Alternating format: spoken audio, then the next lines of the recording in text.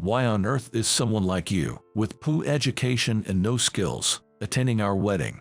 Just breathing the same air as you makes me feel like I'm losing brain cells. I was invited to the wedding ceremony of Michael, who is my manager, and attended with Sarah, my newlywed wife. However, his bride, sitting next to Michael, started belittling me on a mic in her hand. Michael turned pale and desperately tried to stop his bride, sitting next to him, but to no avail. To make matters worse, his bride exposed all the harassment Michael had subjected me to in the past, saying, "What about you? You've been bad-mouthing him too." In this uncontrollable situation, someone suddenly stood up and glared fiercely at Michael and his bride. My name is James. To be honest, I don't have any academic qualifications. I joined a company right after graduating from middle school. People often ask why I didn't go to high school or college, but I could only say it was due to family circumstances. If possible, I too would have liked to go to high school and even college. But my family situation didn't allow for that. Though my parents wanted me to attend college, I respectfully declined. I have two younger brothers, Charlie and Daniel, and at that time, they had just started kindergarten and elementary school. I was confident I could manage on my own, but I didn't want my brothers to go through such hardships. So, I decided to start working right after middle school to save up for their college tuition. I was introduced to my current company through school, and it's almost been 10 years since I joined. In the beginning, being a middle school graduate, I was mostly assigned menial tasks, but as my tenure increased, I was entrusted with various responsibilities. By my 5th year, I was working with almost the same conditions as college graduates. After working for 10 years, I could smoothly handle almost all tasks in the company. Not only did my job quality improve, but I also gained confidence. Yet, I never settled for just that and tirelessly pursued my efforts with greed every day. Having been looked down upon for only completing middle school, I never wanted to go through that experience again, nor did I wish to put myself in such an environment. My efforts were eventually recognized by those around me, and I managed to build good relationships. "Hey, James, you're doing great. Thank you. This is all thanks to the seniors like you who patiently taught me the ropes when I was still new here. Come on, saying that won't get you anything." While I was working at my desk, a senior colleague, Tom, casually spoke to me. He held 2 cups of coffee, placing one on my desk with a smile. "Wow, thank you. It's not much." He smiled again and returned to his desk. Then, Emily, a junior colleague, sitting next to me, called out to me, "James, sorry but my software stopped working." Emily came to me with a tearful face, showing me the screen. Indeed, the software had frozen and the screen had gone white. Upon asking Emily for details, it seemed that this issue arose whenever attempting to open documents sent by a client. The software installed on our company computers is always up to date. So, it's unusual for there to be issues with opening files, but after considering various factors, including the possibility that her computer might not have the necessary specifications, I couldn't manage to open the document on their device. In the end, I had to take over the task. "James, sorry for causing you trouble." "It's okay, we're here to help each other," I replied with a smile, and Emily seemed relieved and smiled back. Taking over Emily's task, I handed my work to her instead. We supported each other like this, keeping a positive atmosphere in the office. Looking back, I can only agree if someone were to say that I was the one who disrupted the atmosphere. "James, can you work overtime today?" Oh. It was 20 minutes before the end of the day. Michael, the manager, said he needed help with some urgent work. However, I had an important matter today that required me to leave on time. "I'm sorry, I can't make it today due to personal reasons," However, I'm available to help tomorrow. At my response, Michael furrowed his brow. It has to be today. Then, perhaps you could ask another employee for help, as I really can't miss my appointment today. I apologized to Michael repeatedly, and as soon as the end-of-day bell rang, I left the office. Missing today's appointment could seriously affect my life. I understand that taking on work is crucial for building trust within the company, but when it comes down to weighing it against my future, I prioritize my own life. However, I would come to know that my decision was a mistake. The next day arrived. Hey, good morning, poorly educated James. Excuse me. As I arrived at work as usual, I was greeted sarcastically by Michael, who had arrived earlier. I was surprised because nobody had used the term in reference to me since I first joined the company. And Michael was normal until yesterday, so what happened? The meeting with the client this afternoon has been rescheduled to start at 5 p.m. Oh, really? Well, I see. I wondered if I had missed any communication from the client as I replied to Michael. Michael said it in his usual tone of voice, so I decided to think that I must have misheard his insult. However, the incident would occur at the time of the meeting. I was preparing to connect remotely with the client in conference room 1. But as time passed, the meeting didn't start. After a 30-minute wait, feeling something was amiss, I immediately contacted the client for confirmation. Oh, is this James? I believe we had a meeting scheduled for today. Has something happened? That's what we'd like to ask you. Weren't you the ones who missed this afternoon's meeting? We'll have to reconsider this deal from scratch now. Wait, what? The tone of the client's representative was unexpectedly stern, and I was shocked. Moreover, they confirmed that the meeting was still scheduled for the afternoon, without any changes. The one who informed me about the meeting time change was Michael. I immediately left the conference room and went to Michael. Michael. Even though I raised my voice, Michael continued to ignore me as if he hadn't heard. Michael, did you lie to me about the change of the meeting time? When I banged on Michael's desk and confronted him, he responded with, "Excuse me, what are you talking about?" The argument went nowhere, and I gave up on blaming Michael. I should have confirmed with the client myself when I first heard about the meeting time change. Now, with the deal canceled, the responsibility weighs heavily on me. I need to gradually regain trust. But Michael's actions, which could be seen as harassment, was not limited to just that day. Man, you're still not done with this work. You're so slow. Don't get cocky just because you've been working in here a while despite being poorly educated. Michael constantly made derogatory comments towards me.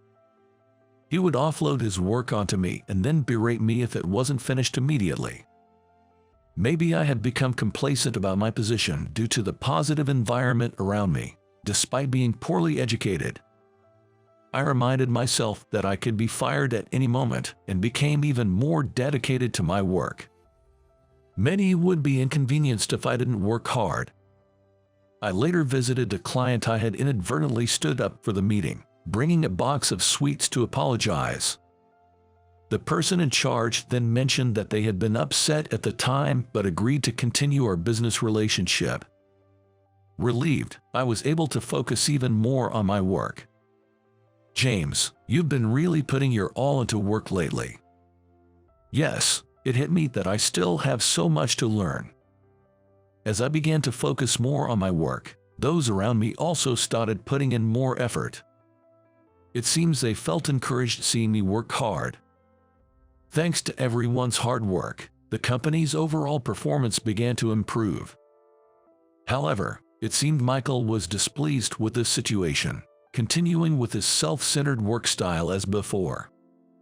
As a result, he ended up being the only one lagging behind in performance, which further soured his mood. Time passed, and I endured daily harassment from Michael while continuing to work. Finally, my efforts were rewarded. James, your promotion has been decided. At the morning meeting, Mr. Thompson, the company president, personally announced my promotion. The people in the office congratulated me with applause. However, Michael was the only one who seemed displeased, glaring at me as if to express his discontent. I had been eagerly awaiting this promotion. Well, it's been decided. Congratulations. Thank you. When I told Sarah, whom I live with, about my promotion, she was delighted as if it were her own achievement. I had shared everything with her, including my troubles with Michael and all the good and bad things at work. It's no exaggeration to say that I was able to keep going until today because of her. And I had made up my mind. Once my promotion was decided, I planned to convey something important to her. And so, I ended up getting married to the woman I had been dating for a long time. That day, we were out looking at wedding venues together. I'm excited about previewing the venue. What kind do you like, James?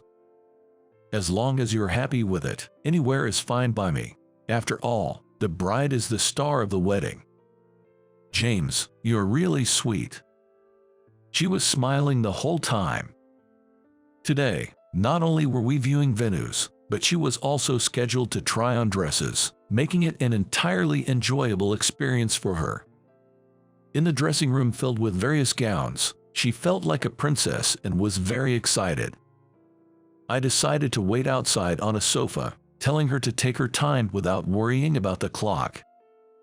As I took a seat on the sofa with a small sigh, I heard a familiar voice calling out to me. Is that you, James? Oh, Michael. Judging by Michael's neat attire, it seemed he was also here to scout a wedding venue. A woman, presumably Michael's girlfriend, stood beside him.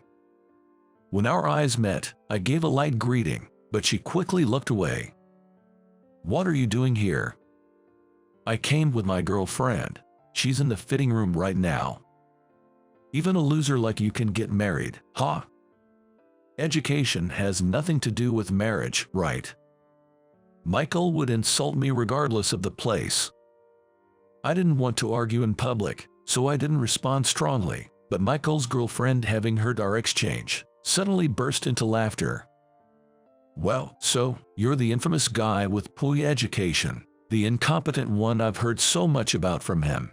Always dragging Michael down, aren't you? I hear it all the time, how you're making everyone's workload heavier because of your mistakes. Yeah, that's him. Taking advantage of his girlfriend joining in, Michael ramped up his insults. Moreover, what Michael was telling her was completely false, which made me even feel a bit sorry for her. Hearing nothing but complaints about me from Michael must be stressful for her. As I was thinking of this, Michael's girlfriend was called away by the staff for her dress fitting, and she left. At the same moment, Sarah returned. James, sorry to keep you waiting. Oh, someone you know? Yeah, from work. As I was about to introduce Sarah to Michael, he caught a glimpse of her and his eyes widened in shock. Michael, is this your girlfriend? Upon seeing Sarah, Michael's complexion visibly worsened. This incident led to a sudden halt in his harassment towards me. Although my colleagues and I found it odd, we were just relieved that work could proceed smoothly without any disturbances. However, Michael's behavior became strange afterward. Not only did the harassment stop, but he also started going out of his way to bring me coffee and even offered help whenever I seemed stuck with my work. Despite my refusals, insisting that it wasn't appropriate for a manager to do a subordinate's work, Michael began taking tasks from me to do himself. With the extra time on my hands, I was able to deliver higher quality work than before. This also led to an overall increase in work efficiency within the company, which was a win-win situation for me. Soon after, Sarah and I held our wedding ceremony. We invited colleagues from the company, including Michael. At her parents' request, we planned a grand wedding ceremony. With more guests than we could possibly greet, both she and I experienced a wedding filled with immense joy. Half a year after our wedding, Michael was planning his own and sent out invitations to the company employees. I asked if my wife could also attend, and Michael, sweating profusely, eagerly agreed. I wonder why Michael starts to panic whenever I mention Sarah. While Sarah and I were chatting in the corridor before the reception started, the bride walked past us, right by our side. To be more precise, she was going to walk past us. Upon seeing me, the bride stopped and turned to face us. "Are you the one from back then?" Despite being in her wedding dress, the bride approached us and scrutinized both me and my wife's faces. "Uh-oh, you're already married, right? Too bad you can turn back now." "What? Do you know your husband is poorly educated and incompetent at work?" "Well, that look on your face says you didn't know. Sorry for you. Could you please stop?" Seeing my wife uncomfortable, I intervened, but the bride just sneered and said, "Oh, sorry," before heading to the dressing room. What was that all about? "Sorry for making you feel uncomfortable." "No problem, but James, are you all right?" "Me? Why?" "You looked a bit upset." "I'm fine." I had shared everything with Sarah. In fact, she knew everything about me before we even started dating, including my educational background and job situation. Therefore, the bride's revelations had no effect on our bond. As the reception began, all guests gathered in the venue. Michael and the bride made their grand entrance to applause. However, the bride looked down at me with a triumphant smirk as soon as our eyes met. I tried to ignore it, but throughout the various entertainments, the bride kept watching me closely. When it was time for the bride and groom's speech, the bride eagerly grabbed the mic, pointed at me, and addressed the guests. "Why on earth is someone like you, with poor education and no skills, attending our wedding? Just sharing the same air with you makes me feel like I'm losing brain cells." The atmosphere in the venue froze at the bride's words. Among the guests were the bride's parents and friends, but there were more of Michael's contacts. Moreover, the majority were colleagues from work. It was highly inappropriate for the wife of a manager to make such statements in front of professional acquaintances. Michael looked horrified and tried desperately to stop her, but the bride continued her tirade unabated. "Does everyone know? Despite being incompetent and constantly dragging us down, he clings to his job, pretending nothing's wrong, just like a pest." "Hey, stop it. Why should I? I'm just repeating what you told me. You even said you didn't want someone like him at our wedding. Why did you even invite him?" "Well, that's..." Michael seemed at a loss for words in the face of the bride's onslaught. Sarah, colleagues at the same table, and I were all taken aback by the bride's audacity. Unabated, the bride's focus shifted from me to Sarah. "You really drew the short straw, didn't you? Too bad you can't turn back now." "James, is she okay?" My wife nudged my arm and whispered. I just shrugged and shook my head. As the bride continued unabated, Michael's face grew increasingly pale. This was far from the joyous expression one would expect from a groom on his wedding day. Although my colleagues and I were used to being bad-mouthed and looked down upon in the office, there was someone among us who couldn't contain his anger on our behalf. With a clatter, Mr. Thompson, who was sitting nearby, stood up. "Michael, who were you directing such insults at? What exactly is going on here?" "Mr. Thompson." Michael is barely hanging on after having incited the wrath of President Thompson. "How could you do such a thing to someone who's going to be the next president?" "Mr. Thompson, those words were not mine, and your soon-to-be wife is saying all this. It can only be assumed you're the one who fed her such notions." "Well, that's..." Unexpectedly, Mr. Thompson announced my upcoming role as the next president, leaving me and Sarah exchanging bewildered glances. She chuckled amusedly. Indeed, my wife is the daughter of Mr. Thompson, making her the president's daughter. Mr. Thompson, of course, has known me since I joined the company and is aware of my educational background. He has always valued me purely based on my achievements and abilities. Michael stopped harassing me the moment he saw Sarah because he quickly recognized she was the president's daughter. It meant that Michael wasn't foolish enough to overlook the significance of the president's daughter visiting the venue with me. Despite Michael's profuse apologies and his tuxedo, President Thompson's anger seemed to have reached its peak, and it appeared he wasn't willing to listen. Working while harboring such negative feelings towards others already marks you as incompetent, and on top of that, spreading slander makes you an unwanted person in our workforce.